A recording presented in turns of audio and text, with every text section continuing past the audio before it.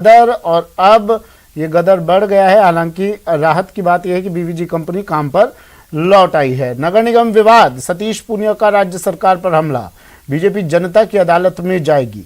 सतीश पूनिया ने बात कही और कहा कि मेयर पार्षदों के साथ पार्टी खड़ी है। सरकार की ग्रेटर निगम को लेकर गलत नीति है। और साथ ही सतीश पूनिया ने यह भी कह दिया कि कांग्रेस हार बर्दाश्त नहीं कर पा रही है। कांग्रेस पार्टी काली नियत की है, इसलिए काली रात को ही काले ही फैसले करती है। जो निलंबन है अलोकतांत्रिक है, प्रतिशोध को उजागर करता है। ऐसा लगता है कि कांग्रेस ने बहुत पहले से प्री प्लान किया हुआ था, सुनियोजित था, क्योंकि जब से नगर निगम काबिज हुई उनके पेट में दर्द था कि उनकी छाती पर भारतीय जनता पार्टी को बड़ा बहुमत मिला, कांग्रेस को मुंह की खानी पड़ी और इसलिए तभी से विचलित हैं और उसकी खीर मिटाने के लिए कोई अवसर ढूंढते थे। पहली बार ऐसा हुआ है कि जब निर्वाचित मेयर को इस तरीके से राजस्थान के इतिहास में पहली बार निलंबन किया है। ये उस तरफ इशारा करता है जो स्वाभाविक तौर पर जो विद्वेष की प्रतिशोध की राजनीति होती है। अधिकारी और जनप्रतिनिधियों के बीच में सामान्य वाद विवाद होते हैं। मैं पूछना चाहूंगा कि कितने विधायकों के साथ उनके सरकार के रहते हुए भी जनप्रतिनिधियों के साथ उनके वाद विवाद में कितने मुकदमे दर्ज हुए, लेकिन इसमें जो तत्परता दिखाई वो आश्चर्यजनक है। सामान्य वाद विवाद को आपराधिक घटना में तब्दील करना, उसी आपराधिक घटना के आधार पर बिना सुनवाई का अवसर दिए, बिना किसी जांच के और निलंबन करना, ये सीधे सीधे कांग्रेस की बदनीयती है। हम इसकी निंदा करते हैं, अदालत में जाएंगे और हम लोग आज शाम को 5 बजे जयपुर के सब वार्डों में प्रदर्शन करेंगे। कल राजस्थान में हमारे मंडलों में 11 बजे पूरे प्रदेश भर में प्रदर्शन करेंगे। अपनी इकाइयों को हमने कहा है। मैं समझता हूं कि ये एक ऐसी शुरुआत कांग्रेस ने अपने पार्ट पे की है। अभी तक तो जनता से जुड़े मुद्दे थे, जनहित के मुद्दे थे, जिस पर सरकार कोई संज्ञान नहीं लेती। गैंगरेप जैसी विभत्स घटनाओं पर भी अपराधी सालों दूर पकड़ से होते हैं, लेकिन इस तरीके की छोटी घटना को जिस तरीके से बढ़ा चढ़ाकर पेश किया, मुझे लगता है कि जो आक्रोश है वो अब कोरोना के बाद सड़कों पर फूटेगा। चाहे बिजली हो, चाहे पानी हो, चाहे अपराध हो, चाहे स्कूल की फीस हो, चाहे किसानों की कर्जा माफी हो। सरकार ने एक बड़े आंदोलन को आमंत्रित कर लिया है इस घटना के बाद। तो हम तो नेता प्रतिपक्ष गुलाब चंद कटारिया जी हमारे साथ फोन लाइन पर जुड़ गए हैं। गुलाब चंद कटारिया जी, स्वागत है न्यूज 18 राजस्थान पर। सर इस अब पूरे मसले का समाधान क्या? देखो, मैं सोचता हूं कि ये सरकार का एक तरह से सोचा समझा तैयार किया हुआ एक षड्यंत्र है। मैं सोचता हूं मेरे 40 साल के राजनीतिक जीवन में कभी भी किसी महापौर को किसी भी समय में इस प्रकार से निलंबित आज दिन तक इस राजस्थान में होता हुआ मैंने नहीं देखा। ये पहली बार है कि सरकार ने अपने सरकारी अधिकारी को प्रेशर में लेकर के एक झूठा मुकदमा दर्ज करा करके कार्रवाई की।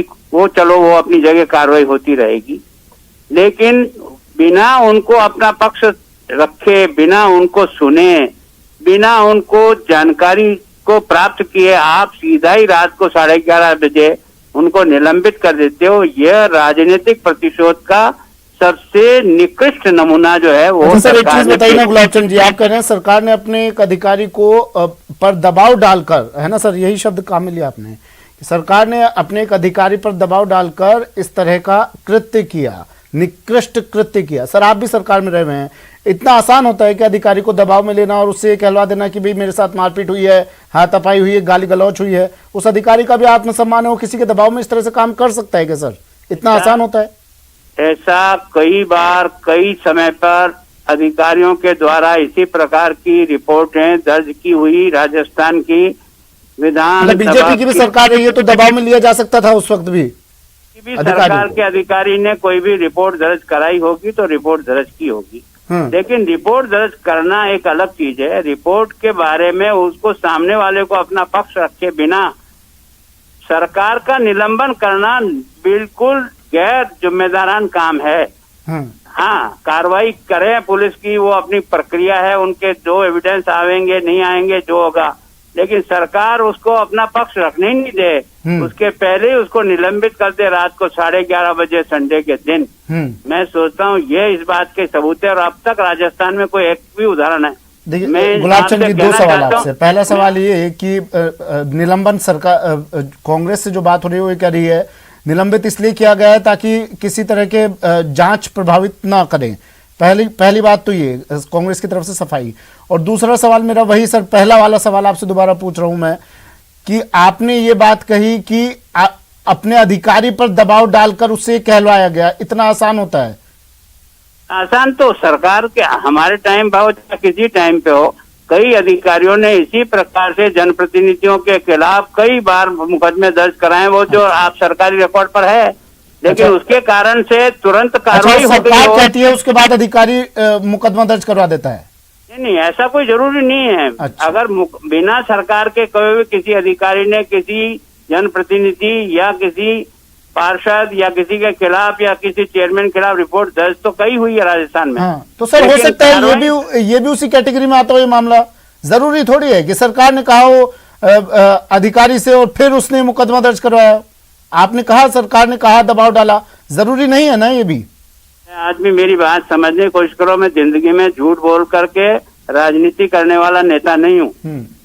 मुकदमा दर्ज हो सकता है, कभी भी हुआ होगा, कई बार हुआ होगा, कई विधानसभा में कई थानों में दर्ज हुआ, पर सामने वाले जनप्रतिनिधि पर कार्रवाई बिना उसके सुने हुए कभी आज दिन तक 40 साल में नहीं हुई है। यह पहला उदाहरण है कि उसको अपना पक्ष ही रखने नहीं दिया और आपने निलंबित कर दिया। ये नियम के विरुद्ध और कानून के विरुद्ध है। और मैं आप बताना चाहता हूँ, मैं बड़ी साल से एमएलए रहा हूँ 10 साल तक। वहाँ का आपका चेयरमैन जिस ट्रैप केस में फंसा हुआ है वो पिछले 12 दिन से गायब है, अपनी जगह से गायब है, और उसकी गिरफ्तारी एसीबी के लिए घूम रही है।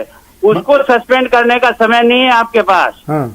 और इसको सस्पेंड करने का समय है आपके पास रात को 11:30 बजे। मतलब आप ये कहना चाह रहे हैं सर कि किसी तरह की कोई मारपीट नहीं हुई है, कोई धक्का मुक्की, कोई गाली गलौच नहीं हुई आयुक्त साहब के साथ?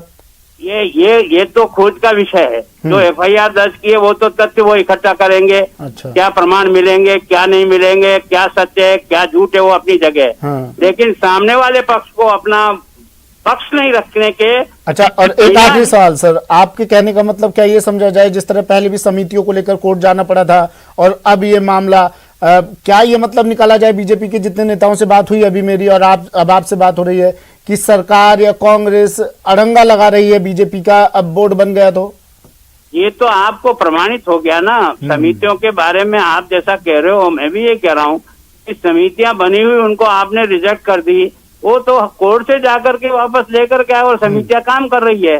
तो इसका मतलब आपका इंटेंशन तो उस दिन से ही लग रहा है कि आप चुनी हुई बीजेपी की ग्रेटर की चेयरमैन और उनकी पूरी पार्टी को आप किसी प्रकार से परेशान करना चाहते हो। ठीक है, शुक्रिया गुलाब चंद कटारिया जी हमारे साथ जुड़ने के लिए। नेता प्रतिपक्ष गुलाब चंद कटारिया हमारे साथ जुड़े और सीधा कह रहे हैं कि ठीक है, जांच होगी, पता चलेगा, दूध का दूध पानी का पानी हो जाएगा। लेकिन निलंबन को गलत ठहरा रहे हैं गुलाब चंद कटारिया। कह रहे हैं कि कम से कम एक बार बात तो सुनी जानी चाहिए थी मेयर और पार्षदों की। इस बात से हम भी सहमत है, बात तो सुनी जानी चाहिए थी, पक्ष दोनों तरफ के होने चाहिए थे, दोनों तरफ के पक्षों की बात सुनी जानी चाहिए थी। जिस तरह गुलाब चंद कटारिया भी कह रहे हैं कि बिना बात सुने उन्हें निलंबित कर दिया गया और अब जांच के बाद साफ हो जाएगा कि क्या कुछ ये पूरा घटनाक्रम हुआ, मारपीट हुई या नहीं हुई। फिलहाल काम पूरी तरह से ठप है और 3 पार्षदों को निलंबित कर दिया गया, मेयर साहिबा को निलंबित कर दिया गया है। बीवीजी कंपनी काम पर लौट आई है। तो देखना होगा जयपुर की जो सफाई व्यवस्था पटरी से उतरी थी वो अब फिर से पटरी पर लौटेगी या नहीं।